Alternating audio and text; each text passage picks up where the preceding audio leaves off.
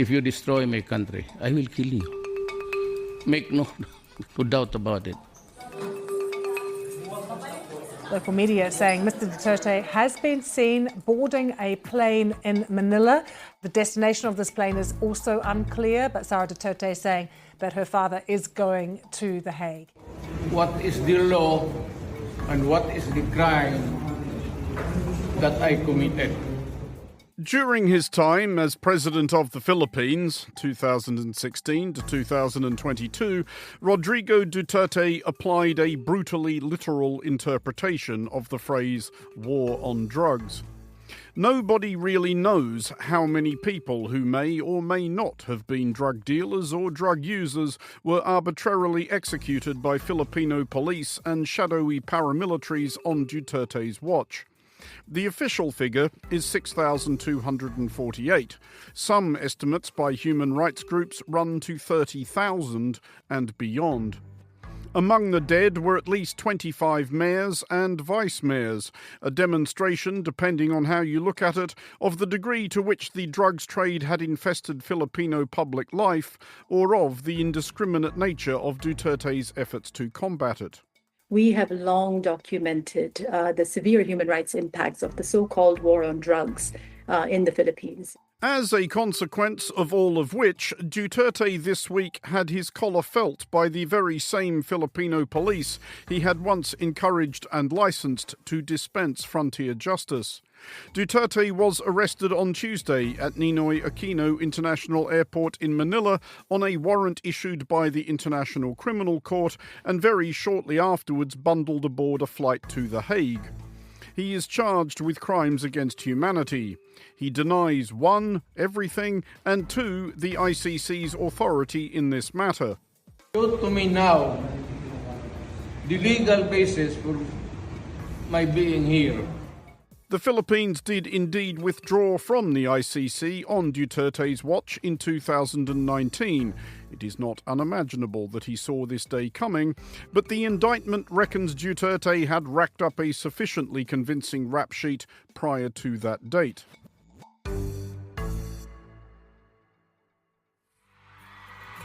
Rodrigo Duterte!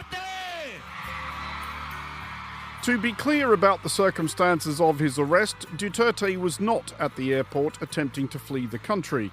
He was, in fact, returning from Hong Kong, where he had been campaigning among Filipino expats. He was seeking re-election to his pre-presidency job as mayor of Davao, the Philippines' third largest city, and was enjoying a comfortable lead in pre-election polling.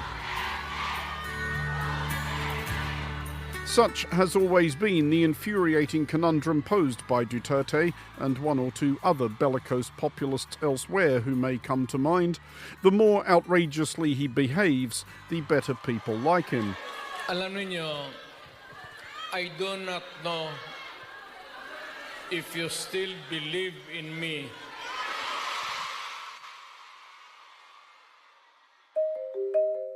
To understand how Duterte got to where he is now, i.e. the clink pending trial, it is necessary to understand where he came from. He was literally born into politics. His father, Vicente Duterte, was mayor of Danao and later provincial governor of Davao. Rodrigo Duterte first won election as mayor of Davao in 1988. Give or take a couple of largely cosmetic stints under other titles to comply with term limits, he actually or effectively ran Davao for 28 years, only stepping aside to run for president. When I said I'll stop criminality, I'll stop criminality. And if I have to kill you, I will kill you. Duterte's mayoralty of Davao presented woolly sticklers for the presumption of innocence with a difficulty. When Duterte first took office, Davao was proverbial for violence, chaos and poverty. When Duterte left office, Davao was safe, orderly and prosperous. Davao's citizens were happy enough about the ends to be unbothered about the means, and it wasn't like Duterte had taken much care to disguise them.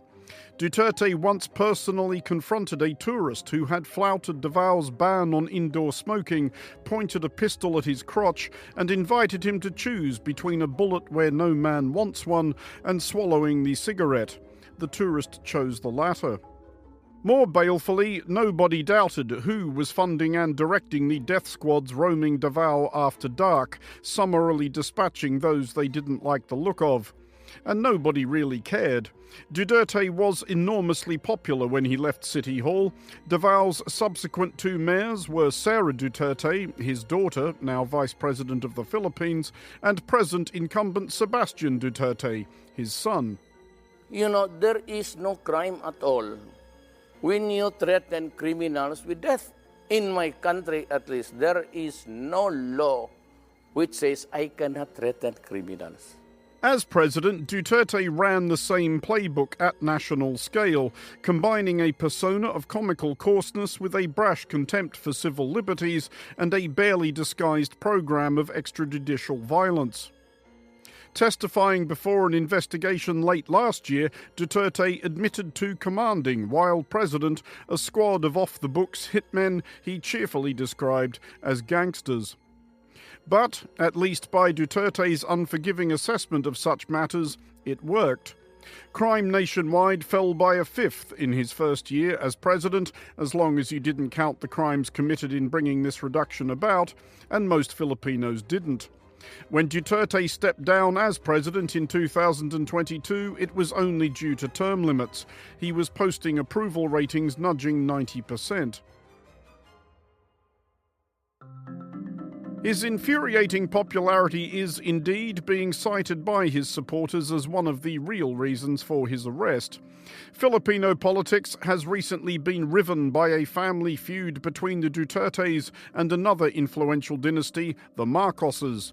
The Philippines' current president, Ferdinand Marcos Jr., usually known as Bongbong, is the son of President Ferdinand Marcos Sr., an unregenerate thug and appalling crook who tyrannized and looted the country for 2 decades before being unloaded by a genuinely heartwarming revolution in 1986. I once knew a man who saw what little had been achieved since independence, but he got it done. Sometimes with the needed support, sometimes without. So will it be with his son. The Dutertes and the Marcoses had formed an alliance of sorts. It's why and how Sara Duterte ended up vice president. But there has been a falling out, no less spectacular for its inevitability. In February, while campaigning on behalf of opposition candidates for the Filipino Senate, Rodrigo Duterte whimsically suggested assassinating a bunch of the incumbents with a bomb. He also alleged that President Marcos was a heroin addict.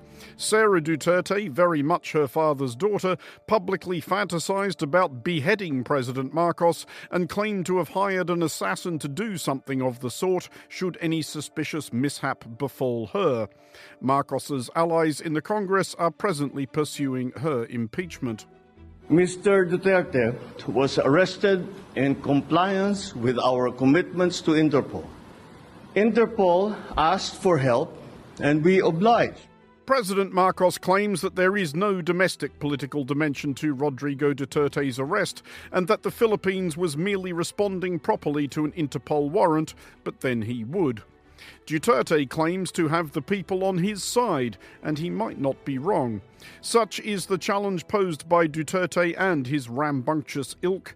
Give people a choice between due process and a feeling of safety, even if fleeting and or illusory, and they'll generally take the latter. For Monocle Radio, I'm Andrew Mueller.